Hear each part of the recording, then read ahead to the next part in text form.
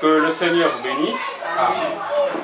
Nous sommes encore des privilégiés du Seigneur, puisque nous sommes venus répondre à son appel. La Bible dit, là 2 ou 3 sont réunis à mon nom, je suis au milieu d'eux. Et nous sommes censés de croire que le Seigneur est avec nous. Il est là, puisqu'il tient sa parole. C'est comme le bien-aimé venait de dire, même quand nous sommes ici, au travers des réseaux sociaux, même si nous sommes réunis en petit nombre, le Seigneur est toujours là. Amen. Le Seigneur n'est pas influencé par un cadre. Le Seigneur n'est pas influencé par un grand nombre de gens. Le Seigneur est influencé par sa propre parole. Et pour sa parole, quand il envoie ça pour ses enfants. Et nous sommes réunis en enfants de Dieu. Étant donné que nous sommes les enfants de Dieu, que le Seigneur nous parle. Ouais. Sans plus tarder, nous allons lire dans le livre de Matthieu, le chapitre 5, avant que nous puissions nous appuyer sur ce que la conduite de l'Esprit. Nous sommes dans Matthieu chapitre 5. À partir du verset 8, l'Écriture dit « Heureux ceux qui ont le cœur pur, car ils verront Dieu. » Amen. La Bible dit « Heureux ceux qui ont le cœur pur, car ils verront Dieu. » Et je crois que c'est ça le souci de tout un croyant, d'avoir un cœur pur devant Dieu. Pourquoi? Puisque ce sont ceux-là qui vont voir Dieu, ceux qui ont le cœur pur. Avant que nous puissions en développer, je voudrais que nous puissions nous apaisantir un peu sur ce que la conduite du Saint-Esprit, sur le psaume 34, le verset 9.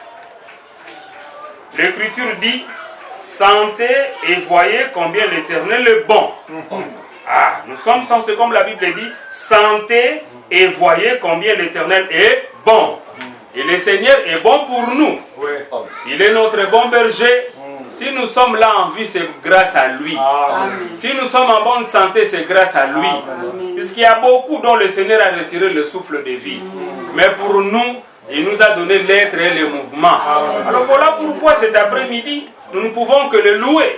Donc s'il y a des gens qui peuvent témoigner de la bonté de Dieu, c'est nous. Amen. Voilà pourquoi la Bible dit « Sentez et voyez combien l'Éternel est bon. » Donc nous sommes de ceux-là qui peuvent témoigner la bonté de l'Éternel. La Bible dit, c'est de lui que nous vient l'être et le mouvement. Et c'est ce qu'il nous a accordé. De partout nous étions, depuis le matin. Mais il nous a troupés encore à sa présence. À cet instant où nous sommes en train de parler, beaucoup sont dans des morgues. Beaucoup sont hospitalisés. Beaucoup sont dans des situations difficiles. Mais à nous, le Seigneur a manifesté sa grâce et sa bonté. Donc, cette écriture ici nous concerne. Que c'est à nous de sentir que le Seigneur est bon pour nous. Et la Bible dit, heureux l'homme qui cherche en lui son refuge. Aussi vrai que le Seigneur est bon, de temps en temps, notre refuge ne peut être que dans le Seigneur. Puisque quand lui protège, personne ne peut contester. Selon qu'il est écrit que si le Seigneur Dieu n'a pas gardé, ceux qui peuvent garder garderont en vain. Alors voilà pourquoi il nous est avantageux de chercher notre refuge. Le refuge, c'est le lieu où nous sommes abrités. Le refuge chez Dieu, c'est le lieu où nous sommes en sécurité. Pourquoi? Puisque si nous sommes dans le refuge du Seigneur, aucune tentative du diable ne peut nous atteindre. C'est vrai, le diable peut se lever. Oui, il peut nous attaquer. Mais nous serons toujours plus que vainqueurs par le Seigneur Jésus-Christ. Pourquoi? Puisque lui, il est notre refuge. Il n'est pas seulement notre refuge, mais il est notre bouclier. Donc, avec le Seigneur, nous avons toute la protection requise.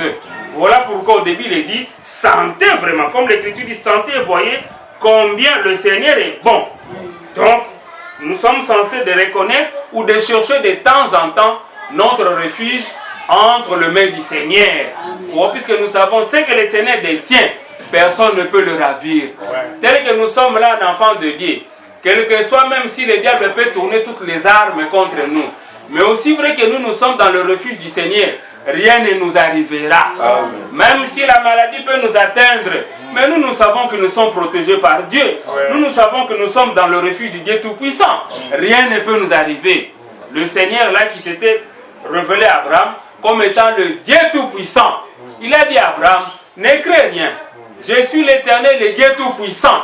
Marche devant moi. Et je voudrais que chaque croyant, chaque chrétien puisse assurer que le même Dieu qui s'était apparu à Abraham comme étant le Dieu tout-puissant, comme étant le Dieu des boucliers. C'est le même Seigneur qui est avec nous. C'est-à-dire le diable peut sortir toutes les flèches, il peut sortir toutes les armes, mais nous sommes protégés de par Dieu. C'est avec Dieu que nous sommes en sécurité. D'ailleurs, il est écrit, le nom de l'Éternel est une tour forte où le juste s'y réfugie et il est en sécurité. Le plus grand refuge, c'est le nom du Seigneur Jésus-Christ. Voilà pourquoi chaque enfant de Dieu est censé de porter le nom du Seigneur Jésus-Christ. Nous le portons comment? Nous le portons quand nous allons dans les eaux de baptême. Mais ça ne se limite pas là. Nous le portons avec le baptême du Saint-Esprit. Il faut porter le nom du Seigneur Jésus-Christ. Parce que quand tu portes son nom, comprenez que tu es en sécurité. Selon qu'il est écrit, le nom de l'Éternel est une tour forte où le juste se réfugie et ils sont en sécurité. Lui-même disait, le Seigneur Jésus-Christ au jour de sa chair pouvait dire, je fais connaître ton nom aux hommes que tu m'as donnés. Et garde ceci à ton nom. Et c'est ce nom-là, le nom du Seigneur Jésus-Christ.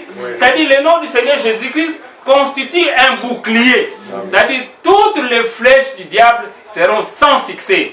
Voilà pourquoi la Bible dit, errer l'homme qui cherche en lui son refuge. Il faut que nous puissions nous accrocher au nom du Seigneur Jésus-Christ. Et l'Écriture continue, craignez l'Éternel, vous ses saints, car rien ne manque à ceux qui les craignent. Rien ne manque à ceux qui les craignent. Tous ceux qui craignent le Seigneur, rien ne leur manque. Puisque la crainte du Seigneur, c'est le commencement de la sagesse. La crainte du Seigneur voudrait dire se rester attaché à la parole du Seigneur. Alors quand vous restez attaché à la parole du Seigneur, rien ne va nous manquer. Rien ne va vous manquer. Puisque la Bible dit, nous avons tout pleinement en Jésus-Christ. La bonne santé, nous l'avons en Jésus-Christ. La guérison, nous l'avons en Jésus-Christ. Les enfants, nous l'avons en Jésus-Christ. Le bonheur, nous l'avons en Jésus-Christ. La protection, nous l'avons en Jésus-Christ. La paix, nous l'avons avec le Seigneur Jésus-Christ. Voilà pourquoi l'Écriture insiste, ça dit tous ceux qui craignent le Seigneur, rien ne leur manque.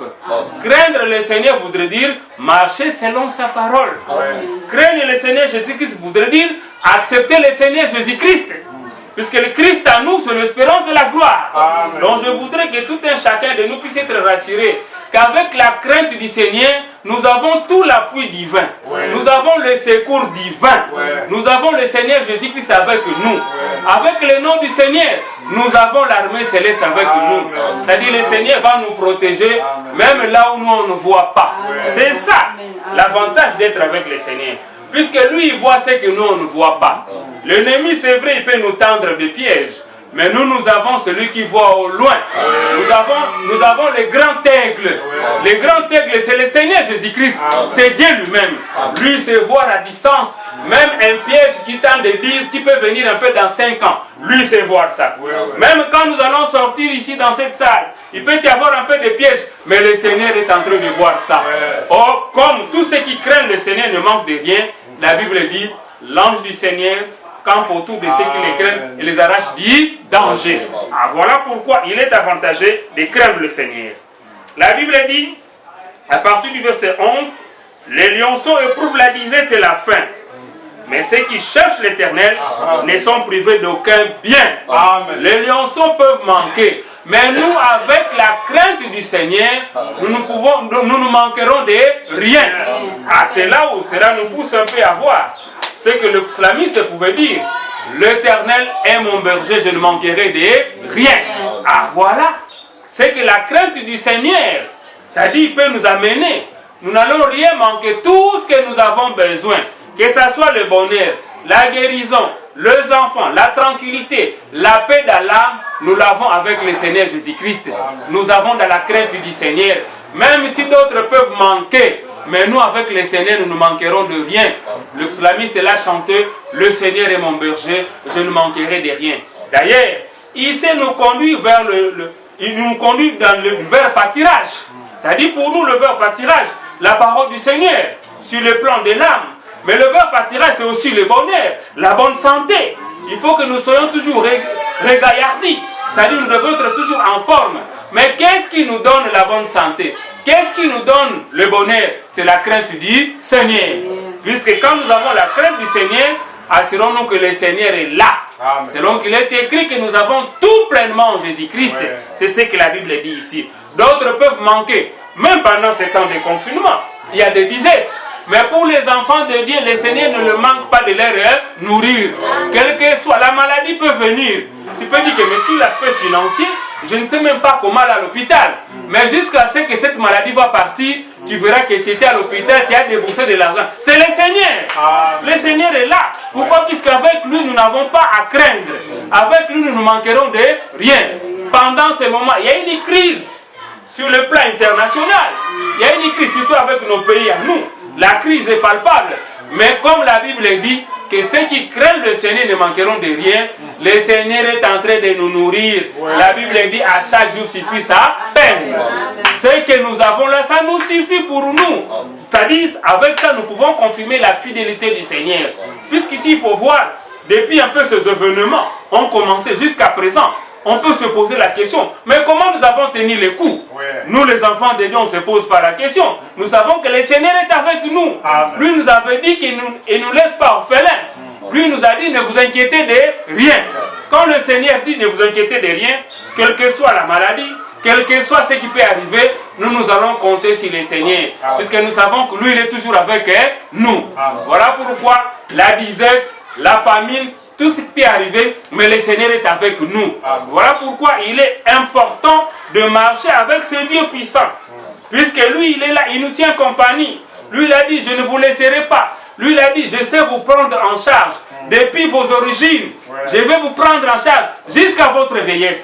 C'est le même Seigneur-là qui est en train de nous parler. Je voudrais que nous puissions lui faire confiance. Je voudrais que chacun de nous puisse avoir la crainte du Seigneur. La crainte du Seigneur. La Bible dit, oui, c'est le commencement de la sagesse. La crainte du Seigneur, c'est l'observation de ses commandements. Le commandement du Seigneur, c'est sa parole. C'est-à-dire, la foi, l'obéissance que nous avons face à la parole de Dieu, c'est ce qui nous inspire un peu la crainte du Seigneur. C'est-à-dire, avec la crainte du Seigneur, nous ne pouvons pas regarder à ce que le diable nous montre. Le diable, c'est un menteur. Le diable, c'est un bluffeur. Christ l'a déjà vaincu.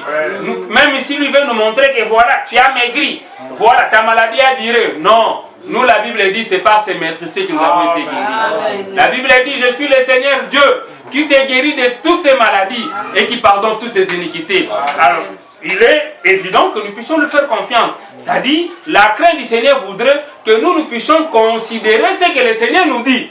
Au lieu de considérer ce que le diable peut nous montrer.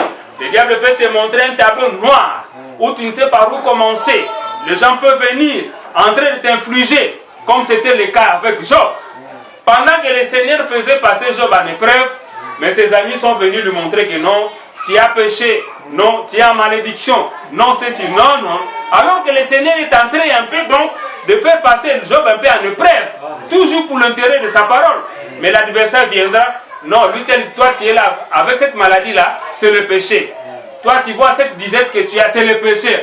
Non, moi avec le Seigneur, la Bible dit, il n'y a plus de condamnation pour tous ceux qui sont en Jésus-Christ. D'ailleurs, nous les enfants de Dieu, la Bible dit, il a effacé l'acte et les ordonnances qui nous condamnaient et qui s'utilisaient contre nous.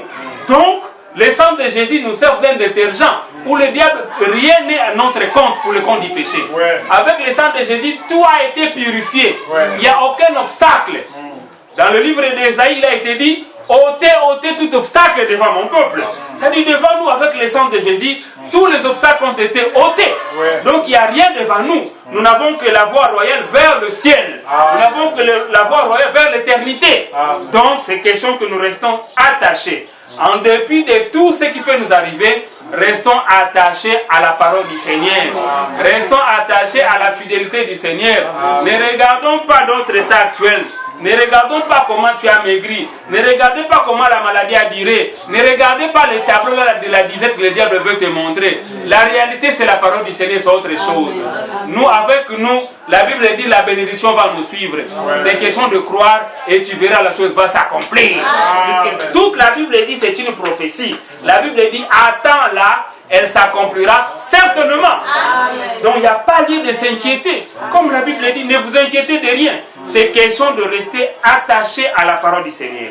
Si nous continuons, l'Écriture dit, venez mes fils, écoutez-moi, je vous enseignerai la crainte de l'Éternel. La crainte de l'Éternel, c'est l'observation de sa parole. Alors quand le Seigneur donne sa parole, qu'est-ce que le Seigneur veut? Et que sa parole soit placée dans notre cœur. C'est là où nous voulons insister. Des fois, si jusqu'ici nous n'avons pas réalisé la main du Seigneur, c'est puisque nous avons placé la parole du Seigneur dans la tête. Or, avec le Seigneur, nous collaborons avec lui sur base du cœur. Quand la parole du Seigneur est donnée, c'est le cœur qui est censé de réceptionner ça. Comprenez que dans une parabole, le Seigneur Jésus-Christ a comparé la parole de l'Éternel comme étant une sémence. Alors, laissez que la parole du Seigneur puisse pénétrer votre cœur. Aussi vrai que la parole du Seigneur c'est une sémence, que toi tu veilles ou pas, cela finira par germer. Ouais. Plaçons la parole du Seigneur. Si nous voulons expérimenter la puissance du Saint-Esprit, si nous voulons expérimenter toutes les bonnes promesses de Dieu, il est question que nous puissions recevoir la parole du Seigneur dans le cœur. Ne marchons pas avec les raisonnements. Avec la tête, nous avons le raisonnement, nous avons des doutes, nous avons des peurs inutiles. Or, le Seigneur ne traite pas avec la tête, le Seigneur traite avec le cœur. Voilà pourquoi au début, nous avons voulu lire dans le livre de Matthieu, le chapitre 5, où la Bible dit « Heureux ceux qui ont le cœur pur, car ils verront Dieu. » Oui, le cœur pur, la pureté de cœur, ne peut nous venir que par le Seigneur. Nous savons que dans l'Ancien Testament, le Seigneur dit avec feu la promesse que je vous donnerai un cœur nouveau. Et je vous donnerai un esprit nouveau. Et je ferai de sorte que vous puissiez vivre ma parole. Pourquoi? Puisque tous ceux qui ont le cœur pur, ils verront Dieu. Mais où est-ce que nous avons le cœur pur? Nous avons le cœur pur au moyen de la nouvelle naissance. Nous avons le cœur pur avec Dieu. Mais comment tu sauras que tu as un cœur pur? Le cœur pur, c'est le cœur là qui s'humilie devant la parole du Seigneur. C'est le cœur là qui considère la parole du Seigneur Dieu. C'est le cœur là qui se plie. Comme Job pouvait dire, j'ai fléchi ma volonté aux paroles de sa bouche. Voilà le genre de cœur que le Seigneur voudrait voir avec nous. Mais d'où nous provient la pureté des cœurs encore? Comprenez que la Bible dit, au moyen du sang de Jésus, nous avons une libre entrée dans le sanctuaire. Le sang de Jésus est devant le trône de Dieu, afin de nous garder purs devant Dieu. C'est-à-dire, c'est grâce au sang de Jésus que nous avons le cœur pur. Et ce cœur pur, le livre toujours de Hébreux dit, nous devons nous approcher de Dieu avec un cœur sincère et pur. Pourquoi? Parce que ça dit, le cœur pur voudrait dire, mettez de côté tous les doutes. Soyez simple, soyez humble avec Dieu. Et c'est comme ça que lui, il va agir. Donc mettons toutes les inquiétudes de côté. Considérons plus la parole du Seigneur. C'est comme ça que le Seigneur va agir. Voilà pourquoi tout un chacun de nous est censé de demander à Dieu. Si jamais ton cœur n'était pas pur, il est grand temps de demander que le Seigneur puisse te purifier de cœur. Pourquoi? Puisque voilà pourquoi le sang de Jésus, Christ, comme étant le souverain sacrificateur, la Bible dit qu'il a traversé le ciel même. Présentement, Christ est devant Dieu, avec son sang sur l'autel. Que fait le sang de Jésus devant l'autel? C'est pour nous purifier contre toutes les impurités. C'est pour nous garder purs. Puisqu'à chaque fois que le diable veut nous accuser, le sang est là. L'utilité du sang de Jésus, c'est pour nous purifier contre tout péché, contre toute inquiétude, contre toute la mauvaise conscience. Donc voilà pourquoi je voudrais que chaque chrétien, chaque croyant puisse prier à Dieu d'avoir un cœur pur. Le cœur pur, c'est le bon cœur. Le bon cœur, c'est dans la promesse de Dieu. Il avait dit, je vais vous donner un cœur de chair pour que vous puissiez croire à ma parole. Il avait dit que je vais vous donner un esprit nouveau pour que nous puissions avoir la nature de Dieu. C'est alors que nous pouvons accéder à toutes les promesses que le Seigneur nous avait données. Que le Seigneur vous bénisse. Amen. Amen.